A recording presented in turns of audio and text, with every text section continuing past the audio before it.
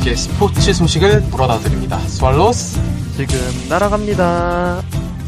네, 안녕하세요. 스왈로스가 한 주가 지나서 벌써 89번째 에피소드로 돌아왔습니다. 한 주가 정말 빨리 가는 것 같은데요. 요즘 굉장히 덥지 않나요, 채용 씨? 아우, 덥죠. 요즘 이제 밤에는 또 춥고 되게 이상한 환절기가 찾아온 느낌이죠. 그렇습니다. 정말 이제 벌써 뭐 카페를 가든지 뭐 독서실을 가든지 하면 이제 에어컨이 없어서는 안 될 정도로 그런 계절이 온 것 같은데요. 그래서 오늘 이거를 조금 주제랑 엮어서 제가 주제를 한번 준비해봤습니다. 어떤 거일지 혹시 예상이 가시나요, 채용 씨? 아, 사실 오프닝 듣기 전까지는 저는 오늘은 챔피언스 리그 결승전 리뷰를 하지 않을까 이런 생각은 좀 있었는데 주제로 보니까 약간 에어컨 리그 관련된 얘기인가요? 그렇습니다. 이제 뭐 야구에서는 우리가 비시즌 스토브 리그라고 부르는데 이제 농구 같은 경우에는 여름에 비시즌을 겪는 만큼 에어컨 리그라고 부르죠, 비시즌을. 그래서 저희가 현재 KBL에서 역대급 FA 이적 시장이 벌어지는 만큼 저희가 이번에 준비한 89번째 에피소드 역대급으로 에어컨을 가동 중인 KBL 에어컨 리그입니다.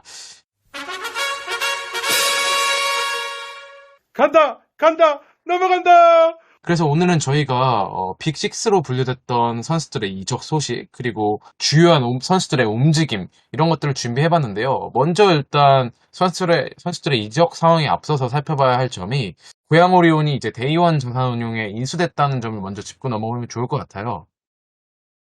네, 맞습니다. 사실 팀명만 바뀐다라고 봐도 될 것 같은데요. 거기에 이제 거기에 이제 인삼공사의 감독님이셨던 김승기 감독님을 데리고 오시고 코치진도 그대로 데리고 와서 좀 이 팀에 대한 포텐이 좀 높다라고 보여지고 있죠. 그렇습니다. 또한 이제 구단 최고 책임자로는 최근 방송 활동에 힘을 쏟았던 허재전 KCC 감독이 이제 최고 책임자로 임명하면서 어떻게 보면 김승기 감독하고 또 중앙대 인연이 있거든요. 둘 다 중앙대 출신이기도 하고. 그리고 또한 김승기 감독이 말씀해 주셨던 것처럼 이제 KGC에서 같이 있었던 코치들을 그대로 영입하면서 어떻게 보면 김승기 사단을 그대로 옮겨왔다. 이렇게 얘기해도 좋을 것 같아요. 그래서 어떻게 보면 데이원이 고양 오리온을 인수하면서 이번 FA 시장에 조금 더 공격적인 투자를 하는 것이 아니냐 이런 예측도 있었습니다만 아직까지는 그렇게 공격적인 투자를 보여주고 있지는 않습니다. 그래서 먼저 이제 FA 빅6로 분류됐던 선수가 허웅, 이승현, 전성현, 이정현, 그리고 두경민, 김선영 선수인데 가장 먼저 어떻게 보면 오피셜이 났던 선수는 이정현 선수죠. 서울 삼성에. 네, 맞습니다. 이정현 선수 같은 경우에는 서울 삼성으로 이적을 했죠. 그렇습니다.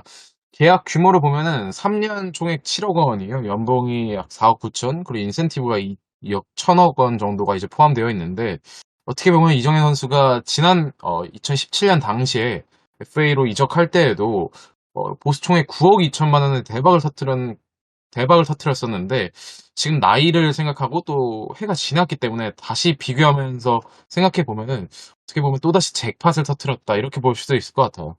네, 맞습니다. 사실 만 35세 이상이라서 보상 선수 측면에서도 좀 유일하게 프리했던 빅식스였잖아요. 그렇습니다. 이게 네. 가장 매력적인 부분이었던 것 같아요. 또 조금 나이가 있긴 하지만 이정현 선수의 또 상징적인 별명 중에 하나가 금강불개 아니겠습니까? 지난 시즌에도 보니까 정규리그 전 경기에 출전했었는데 조금 수비적인 측면에서는 노쇠한 부분이 있어도 결정적인 순간 클러치 상황에서 어떻게 보면 믿고 공을 맡길 수 있는 선수라는 점에서 또 보상 선수도 없고 이런 점에서 조금 메리트가 있는 선수가 아니었을까 싶습니다.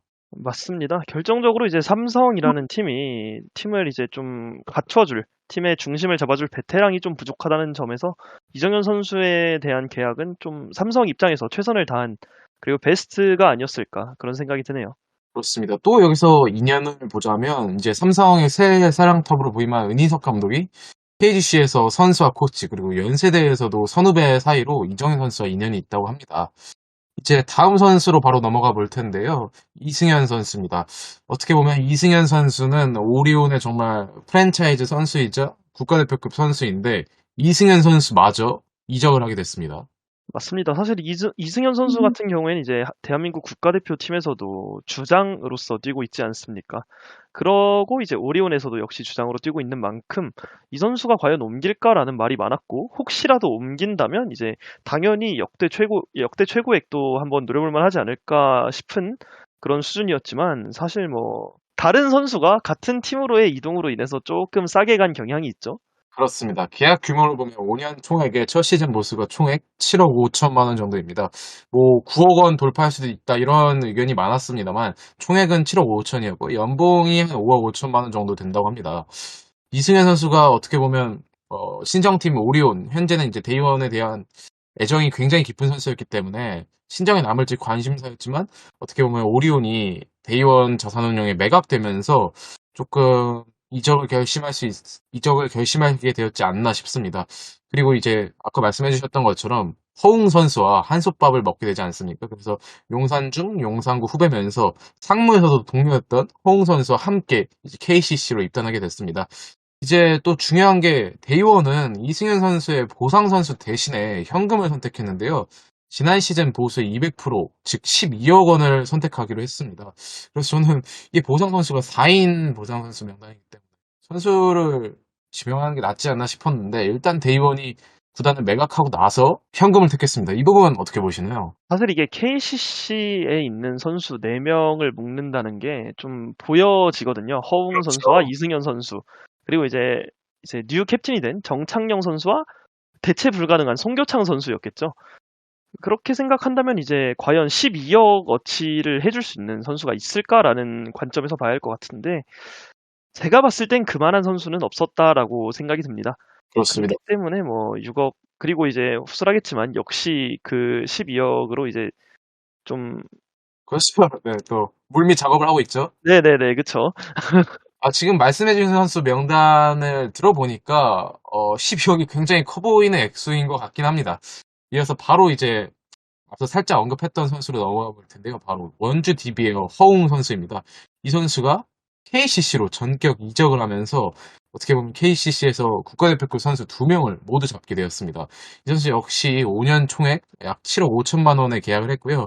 어떻게 보면 올 시즌 2021-22 시즌 커리어 하이 시즌을 보내면서 생애 첫 베스트 5로 선정되기까지 했습니다. 이 선수는 이제 뭐 기량뿐만 아니라 프로 선수로서 지니는 가치 또한 대단하잖아요. 인기가 이제 뭐 올스타 펜트표 신기록까지 세웠으니까. 그래서 이 선수가 이제 올 시즌 FA 중에서도 최대어로 평가받았는데 결국에는 KCC 행으로 결정을 내렸습니다. 어떻게 예상하셨나요? 좀. 맞습니다. 저는 사실 이제 DB가 총액을 써서라도 허웅은 꼭 눌러 앉히고 싶지 않았을까 이런 생각이 있었는데, 물론 이제 DB의 압도적 1순위는 허웅의 재계약이라고 하죠. 그럼에도 불구하고 이제 이승현 선수가 직접 전화를 걸었다고 합니다. 전화를 걸어서 이제 우승한 다음에 돈을 많이 벌자 이런 뉘앙스를 풍겼다고 하더라고요. 그렇게 그렇습니다. 이제 국가대표급 선수 2명이 같은 팀에서 뛰는, 이거 약간 NBA에서 페이커스로 볼만할 그런 정도의 계약이 이제 우리 리그에서 볼 수 있다니 약간 신기하기도 하면서도 또 한편으론 거리감이 좀 느껴지는. 그러니까 이렇게 해서 KCC가 우승을 한다고 해도 과연 KCC 팬들이, 혹은 이제 한국 국내 팬들이 이 우승 진짜 KCC가 되게 잘해서 한 우승이다라고 생각을 할까, 이런 의문은 좀 들더라고요. 그렇습니다. DB 입장에서는 정말 허웅 선수를 놓칠 수 없었기 때문에 조금 전에 이제 허재 3부자가 현재 예능 촬영 중인 섬에 들어가서라도 허웅 선수를 만나는 등 필사적으로 정말 노력했다고 하는데요. 결국에는 이제 KCC로 이적이 확정되었습니다. 어떻게 보면 KCC 입장에서는 조금 노쇠한 이정현 선수를 내보내고 그 자리에 그대로 활용 가능한 허웅 선수를 영입하면서 어떻게 보면 더 플러스가 됐다고 볼 수도 있겠는데요. 라인업을 보면 이제 허웅, 이승현, 라거나로 이어지는 상당히 강력한 삼각편대를 갖추게 됐습니다. 또한 송국창 선수 같은 경우에 조금 돌아오려면 걸리지만 이제 군입대를 했기 때문에 내년 11월 정도에는 이제 제대를 하지 않습니까? 그렇게 되면 허웅, 이승현, 라거나, 송교창인데 라인업 상당히 좋아 보이네요, 정말. 정말로 국대 라인업이죠. 그렇습니다. 허웅 보상 선수로는 이제 DB는 유현준 선수를 선택했습니다. 아마도 이제 KCC 같은 경우에는 4인 보상 선수에서 유현준 선수까지 넣기는 이제 쉽지 않았기 때문에 유현준 선수가 선택된 것으로 보이는데요. KCC 입장에서는 이제 김주환 선수가 있기 때문에 유현준 선수의 이탈이 엄청나게 뼈아프다. 이렇게 보기는 조금 어려울 것 같아요. 물론 DB도 나름 최선의 선택을 하지 않았을까요? 어떻게 보세요, 최용 씨? 맞습니다. 사실 DB에서 이제 1번 유현준 선수를 데려왔다는 것 자체가 저는 개인적으로는 좀 의아한 선택이라고 생각을 했습니다. 왜냐하면 상무로 역시 송교창 선수와 같이 입대를 했기 때문에 빨라야 내년 11월에 돌아올 선수잖아요. 그래서 저는 사실 김지환 선수나 정창영 선수 중에 풀리는 선수를 데리고 오지 않을까 이런 생각이 좀 컸는데 예상 외로 유현준 선수를 데리고 왔는데 이제 또 구단 입장에서 생각을 해보면 아직 박찬희 선수가 1년 정도는 더 쓸만하다고 판단을 내렸고 박찬희 선수가 이제 노쇠할 때쯤 유현준 선수로 바꾸면 되지 않을까라는 구단 입장에서 움직인 그런 보상 선수 선택이 아니었을까 싶습니다. 그렇습니다. 뭐 유현진 선수도 신장은 작지만 계속해서 시즌을 거듭하면서 좋은 모습을 보여줬기 때문에 뭐 나쁘지는 않은 선택일 것 같고 조금 미래를 내다본 선택 같습니다. 이제 다음으로 조선의 슈터라는 별명을 이제 물려받은 전성현 선수 소식인데요. 안양 KGC의 전성현 선수가 데이원 자산운용으로 김선영 선수는 3년 총액 8억 원에 이렇게 잔류가 되었죠. 맞습니다. 개인 피셜이 있었음에도 불구하고 구단에서 그렇게 무리되지 않는 선에서 연봉 킹을 가져가면서 서로가 윈윈한 계약이 아닐까 싶습니다. 그렇습니다. 김선영 선수가 나이가 좀 있지만, 뭐, 운동 능력 같은 경우에 아직까지 뭐 떨어진다 그렇게 볼 수는 없거든요. 그리고 계약 규모를 보더라도, 구단 입장에서도 적지 않게 최대한 챙겨주려고 노력한 것이 조금 보이는 부분이었던 것 같습니다. 이제 빅식스 선수 중 마지막 선수죠. 가스공사의 두경민 선수 소식입니다. 두경민 선수 역시 원주 DB로 유니폼을 갈아입게 되었는데요. 4년 보수 총액 약 5억 원 정도의 계약 규모로 현재는 추정이 됩니다. 이 계약 같은 경우에는 이제 원주 DB가 FA 최대어 허웅 선수를 잡기 위해 노력했지만 결과적으로 실패하면서 어떻게 보면 플랜 B를 가동한 게 아니냐 이런 의견이 대다수고요. 두경민 선수 영입으로 결과적으로 선회한 것으로 보입니다.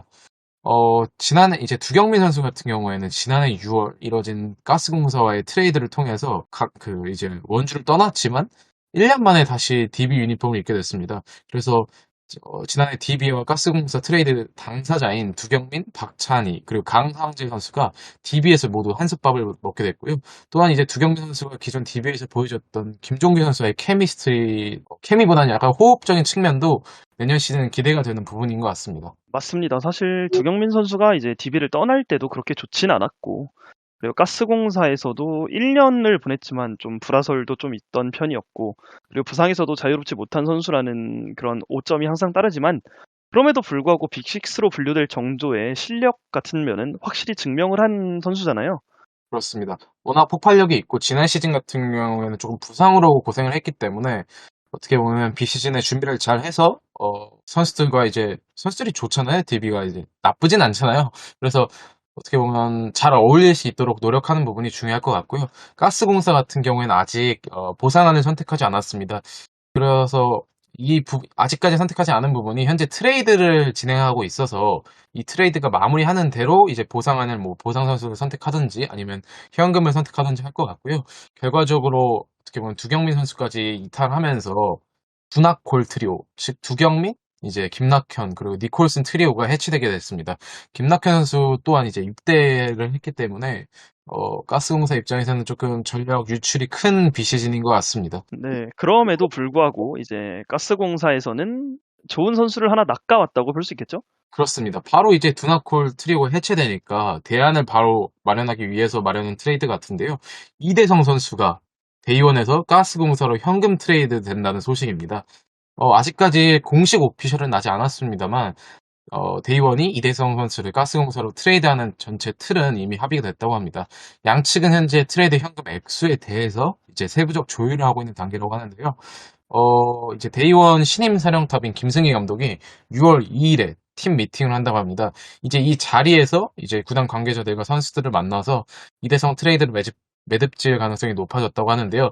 늦어도 이제 방금 말씀드렸던 6월 2일 이전에 양측은 합의를 해서 트레이드를 공식 발표할 것으로 알려졌습니다. 맞습니다. 이대성 선수 같은 경우에는 사실 이번 시즌에 원래도 잘했지만 이번 시즌에 역시 잘해주면서 득점 1위까지 차지했던 선수 아니겠습니까?